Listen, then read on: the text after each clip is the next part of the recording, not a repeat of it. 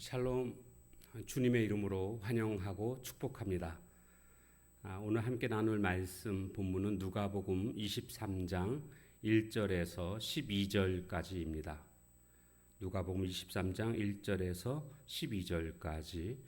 무리가 다 일어나 예수를 빌라도에게 끌고 가서 고발하여 이르되 우리가 이 사람을 보매 우리 백성을 미혹하고 가이사에게 세금 바치는 것을 금하며 자칭 왕 그리스도라 하더이다 하니, 빌라도가 예수께 물어 이르되 내가 유대인의 왕이냐? 대답하여 이르시되 내 말이 옳도다.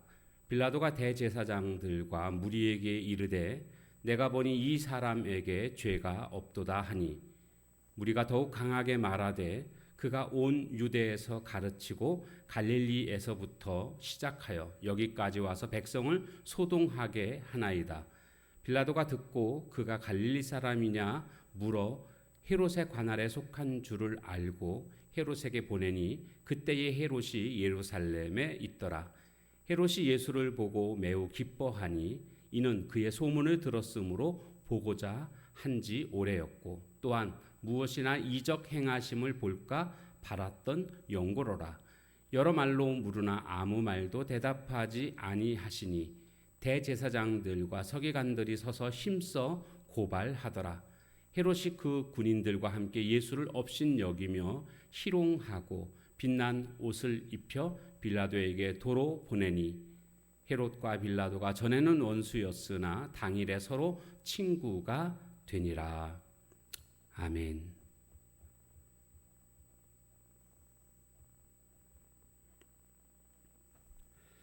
종교 지도자들은 산헤드린 공의회의 종교 재판을 통해서 예수님을 죽일 수 없었습니다. 왜냐하면 유대인 자치 기구에서는 사형을 내릴 수가 없었습니다. 그래서 그들은 자신들의 종교 재판을 통해서 빌미를 잡아서 빌라도의 법정까지 가지고 가는 것이 그들의 목적이었습니다. 왜냐하면 예수님을 죽이기 위해서입니다. 그래서 결국 빌미를 잡았고 빌라도 총독에게 가서 고발을 하는 장면이 오늘 본문의 내용입니다. 그들이 고소하는데 고소의 그 죄목이 세 가지 나오고 있습니다. 물론 거짓말이죠. 자, 2절에 보니까 고발하는데 백성을 미혹한다. 이게 첫 번째 제목이고요. 두 번째는 가이사에게 세금 바치는 것을 금하고 있다.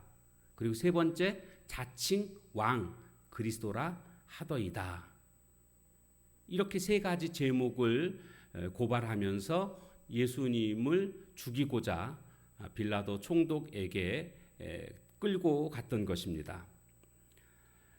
얼마나 죽이고 싶었으면 이렇게 로마 총독 앞에까지 끌고 갔겠는가?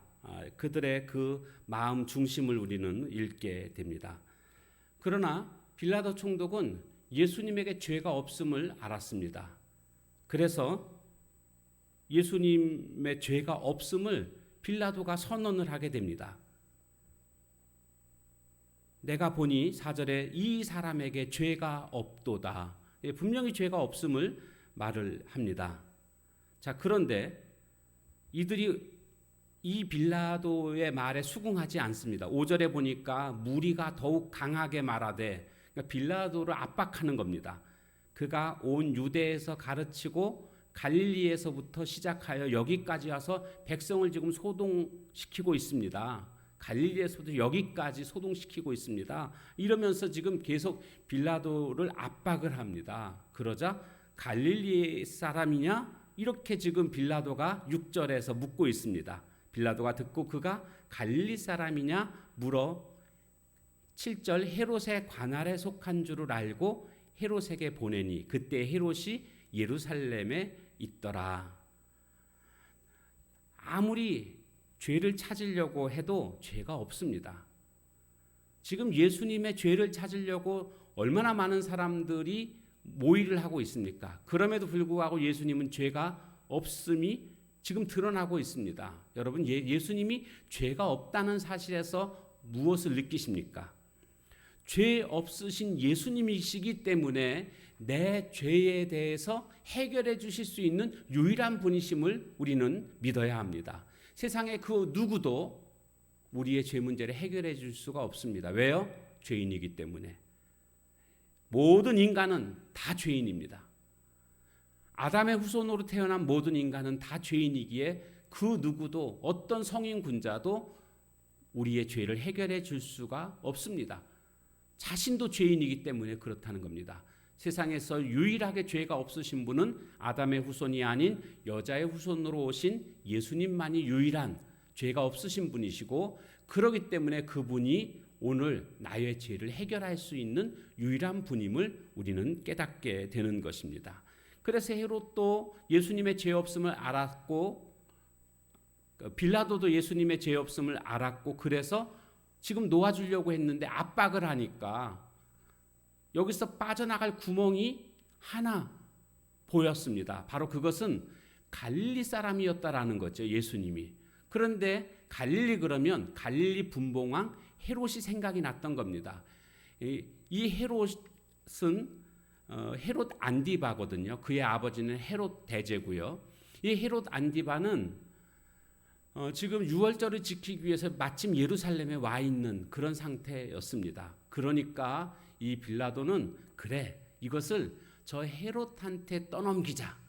지금 내가 이거 어떻게 할 수 있는 그런 상황이 못 되는 겁니다. 분명히 죄는 없는데 저들이 지금 종교 지도자들이 강하게 압박을 하니까 그냥 사형시킬 수도 없고, 놓아주자니 놓아줄 수도 없고, 지금 난처한 입장에서 이 자신의 책임을 헤롯한테 미루고 있는 그런 모습입니다. 그래서 헤롯이 잘 아니까 헤롯 당신이 한번 이것을 좀 맡아서 해결하라, 이런 의미로 헤롯한테 보낸 것입니다. 자, 헤롯이 예수님에 대해서 이제는 재판권을 갖게 된 겁니다. 헤롯이 예수를 보고 매우 기뻐하니, 의외죠?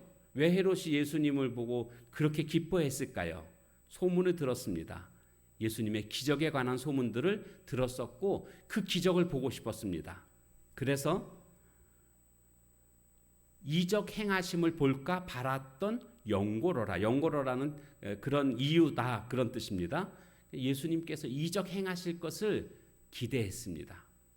그런데 여기서 잘못된 게 뭡니까? 예수님을 만날 때에 어떤 생각으로 예수님을 만나야 되는가? 지금 헤롯은요, 예수님의 기적을 보고 싶었던 것입니다. 자신의 호기심을 만족하고 싶었던 것입니다.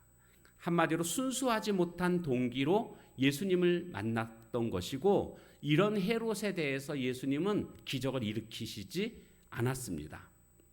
여러 말로 물어봤습니다, 헤롯이. 그러나 아무 말도 예수님은 대답하지 않으십니다. 상대할 가치가 없는 자였기 때문에 그렇습니다. 그러자 대제사장들과 서기관들이 더 힘써 고발합니다. 그러니까 헤롯도 지금 어떻게 할 수 없는 그런 상황이 된 거죠. 그러자 헤롯이 취한 행동을 보십시오. 그 군인들과 함께 예수를 업신여기며 희롱하고 빛난 옷을 입혀, 이게 빛난 옷이라는 것은 왕 같은 옷을 의미하는 것입니다. 마치 예수님 십자가 돌아가실 때 내가 왕이냐? 그럼 면류관 써야지, 왕이니까, 그러면서 가시 면류관을 푹 씌웠던 것 기억나시죠? 그런 것처럼 지금 예수님을 업신여기고 희롱하면서 네가 왕이라고? 그래, 왕이니까 왕 옷을 입어야지. 그러니까 왕이 입는 어떤 빛난 옷 같은 그런 옷을 갖다 가짜 옷을 입히면서 빌라도에게 도로 보낸 것입니다. 그 모욕을 당하고 있는 그런 상황이라는 것을 알 수가 있습니다.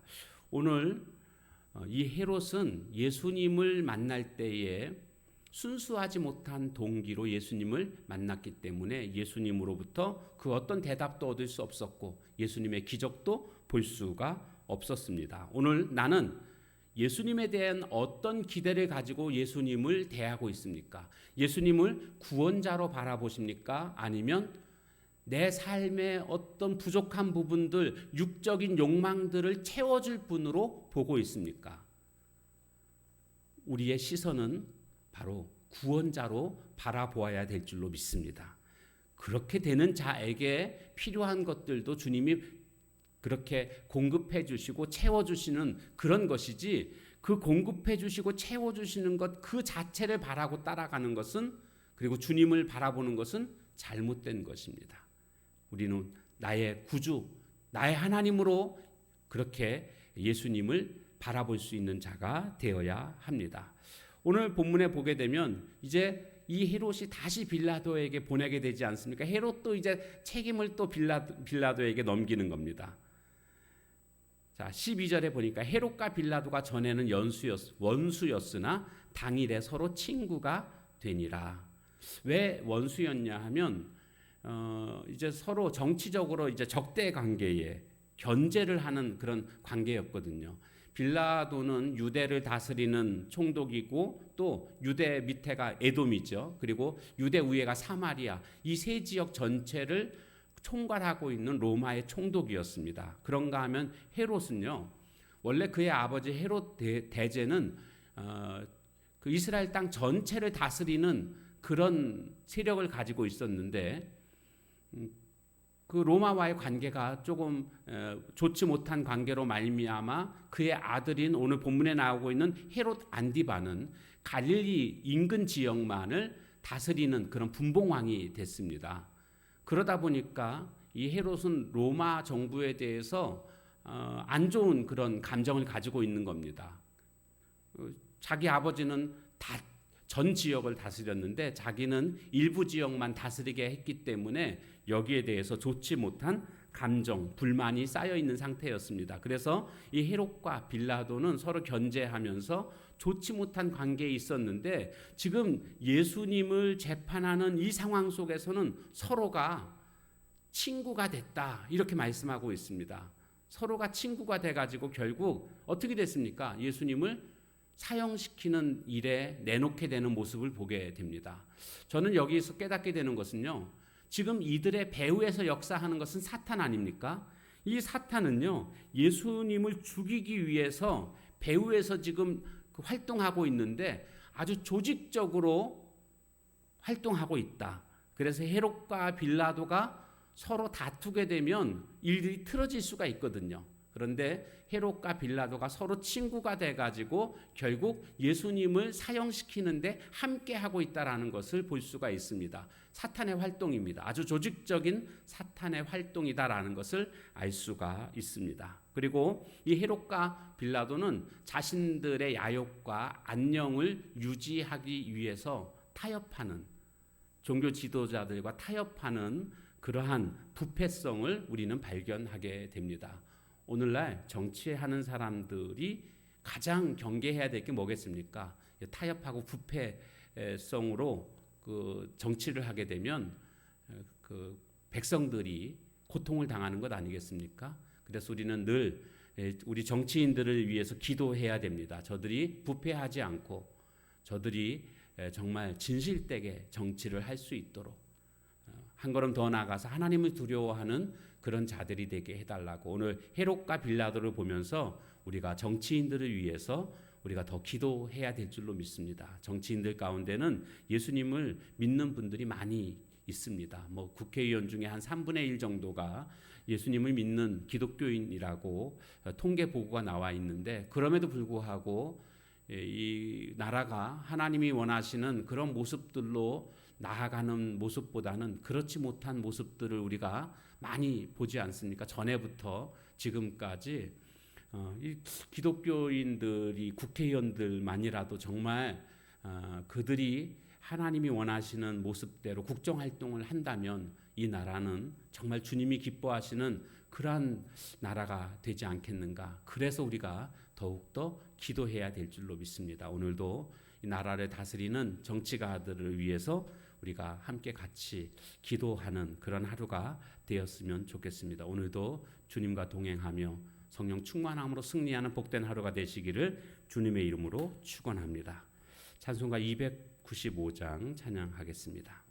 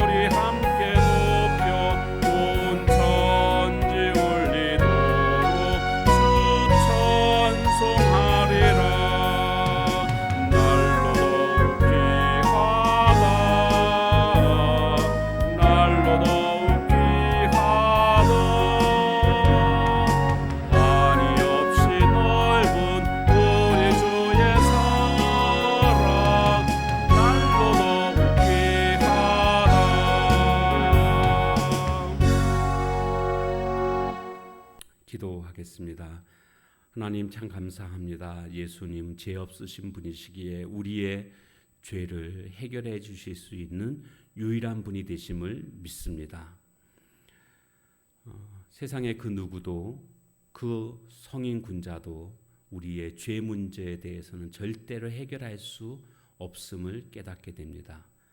석가모니도 마호멧도 소크라테스도 공자도 맹자도 그 누구도 우리의 죄 문제를 해결할 수 없는 죄인이라는 사실을 우리가 안다면 이제 다른 종교에 빠지지 아니하고 오직 예수님만이 참 구세주요 나의 죄를 해결할 수 있는 유일한 분이심을 우리가 확실히 믿고 늘 주님만을 믿고 섬기는 저희들의 신앙이 되게 하옵소서. 특별히 헤롯은 순수하지 못한 동기로 예수님을 만났기에 그 예수님으로부터 그 어떤 대답도 그 어떤 기적도 볼 수 없었음을 보게 됩니다. 오늘 나는 예수님을 만날 때에 예수님을 구원자로 바라보고 있는지 아니면 내 육신의 욕망을 채워줄 자로 바라보고 있는지 나 자신을 다시 한번 점검해 보며 올바른 동기로 주님을 믿고 따르고 바라보는 저희들의 신앙 되게 하옵소서. 마귀는 조직적으로 예수님을 죽이기 위해서 원수였던 헤롯과 빌라도마저도 친구로 만드는 것을 보게 됩니다. 이처럼 오늘도 마귀는 이 사탄은 우리를 공격하려고 갖은 방법으로 조직적으로 힘쓰고 있는 모습을 우리가 기억하고 더 철저히 성령 충만함으로 마귀의 유혹에 넘어가지 않고 공격에 무너지지 않으며 그래서 날마다 예수 이름으로 승리하는 저희들의 삶이 되게 하옵소서. 오늘 한 날도 주님의 보호와 인도함 가운데 거하는 복된 날이 될 수 있도록 이끌어 주실 줄 믿사옵고 구주 되신 귀하신 예수님 이름으로 기도하옵나이다. 아멘. 주신 말씀 붙들고 기도하는 시간을 가지시기를 바랍니다.